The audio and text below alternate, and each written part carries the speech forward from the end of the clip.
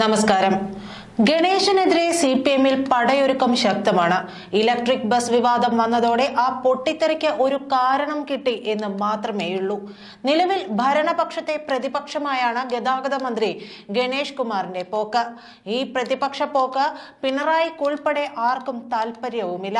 പ്രത്യേകിച്ച് പിണറായിയുടെ മരുമകനായതുകൊണ്ട് മാത്രം പ്രമോഷൻ കിട്ടി മന്ത്രിയായ മുഹമ്മദ് റിയാസിന്.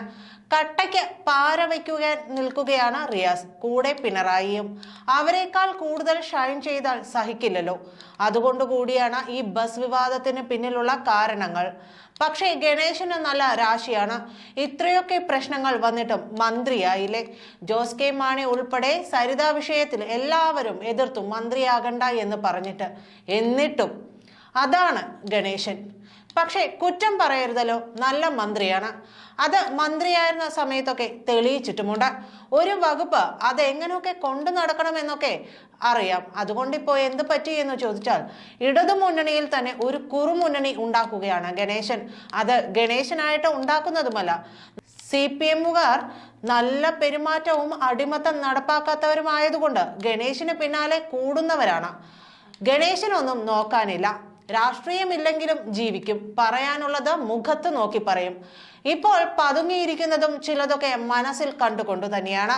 ഇടതു മുന്നണിയിലെ കേരള കോൺഗ്രസ് ഒഴികെയുള്ള ഘടക കക്ഷികളുടെ പിന്തുണയും ഗണേശനുണ്ട്. മുഖ്യമന്ത്രിയെയും പാർട്ടി സെക്രട്ടറിയെയും പ്രതിസന്ധിയിലാക്കാനുള്ള ഗണേശന്റെ നീക്കം അറിയാമെങ്കിലും CPM-ന് അദ്ദേഹത്തെ കൊല്ലാനും തിന്നാനും വയ്യാത്ത അവസ്ഥയിലാണ്. ഇത്രയും കാലം CPM-ന്റെ അടിമകളായി ജീവിച്ച CPI വരെ കാനത്തിന്റെ മരണത്തോടെ ഗണേശൻ നയിക്കുന്ന വിപ്ലവ പ്രതിബദ്ധതാ മുന്നണിയിൽ എത്തുമെന്നാണ് മനസ്സിലാക്കുന്നത്.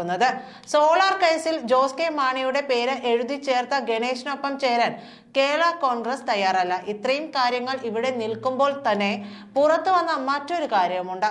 അതും ഇതോടൊപ്പം കൂട്ടി വായിക്കുമ്പോഴാണ് ഞെട്ടലുണ്ടാകുക. BJP സംസ്ഥാന പ്രസിഡന്റ് K. സുരേന്ദ്രന്റെ വാക്കുകളാണ് കൂട്ടി വായിക്കേണ്ടത്. തിരഞ്ഞെടുപ്പിന് മുന്നോടിയായി കേരള പദയാത്രയ്ക്ക് 27-ന് കാസർഗോഡ് നിന്ന് തുടക്കമാവുകയാണ്. ഈ പദയാത്രയുടെ അവസാനം ഒരു ബോംബ് പൊട്ടുമെന്നാണ് കഴിഞ്ഞ ദിവസം ഒരു പത്രത്തിന് നൽകിയ അഭിമുഖത്തിൽ അദ്ദേഹം പറഞ്ഞത്. വിവിധ പാർട്ടിയിൽ നിന്ന് നേതാക്കളും പ്രവർത്തകരും ഉൾപ്പെടെ BJP-യിലേക്ക് ഒഴുകുമെന്നാണ് അദ്ദേഹം പറഞ്ഞത്. അത് വെറും വാക്കായി കാണാനാകില്ല, ശരിക്കും സംഭവിച്ചേക്കും. നേതാക്കൾ മാത്രമല്ല, ചില പാർട്ടികൾ തന്നെ വന്നേക്കും. അതാണ് മോദി ഗ്യാരണ്ടി.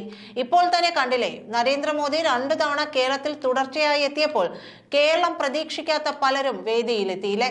ഇനി നേതാക്കളുടെ ഒഴുക്കായിരിക്കുമെന്നാണ് സുരേന്ദ്രൻ പറഞ്ഞത്. ആ വാക്കുകൾ വെറും വാക്കായി കാണാനുമാകില്ല. BJP-യുടെ നീക്കങ്ങൾ വളരെ തന്ത്രപരമായിരിക്കും, ആരും പ്രതീക്ഷിക്കാത്തതുമായിരിക്കും. അത്തരത്തിലൊന്ന് പ്രതീക്ഷിക്കാമെങ്കിൽ എന്തുകൊണ്ട് ഒരു നേതാവ് ഗണേഷ് കുമാർ ആയിക്കൂടാ? ഒരു പാർട്ടി കേരള കോൺഗ്രസ് B-യും ആയിക്കൂടാ? രാഷ്ട്രീയത്തിൽ നിത്യശത്രുക്കളൊന്നുമില്ലല്ലോ. മാത്രമല്ല, ഗണേശന് LDF-ലെ പോരും അടുത്തു എന്നാണ് അദ്ദേഹവുമായി ബന്ധപ്പെട്ട വക്താക്കൾ പറയുന്നത്. പക്ഷെ താൻ ഒരിക്കലും രാഷ്ട്രീയ അഭയം നൽകിയ LDF-ൽ നിന്ന് പോകില്ലെന്ന് ഒരിക്കൽ നിയമസഭയിൽ അദ്ദേഹം പറഞ്ഞിരുന്നു. ആ വാക്കിൽ പരമാവധി ഉറച്ചു നിൽക്കാൻ ശ്രമിക്കുകയാണ് ഗണേശൻ.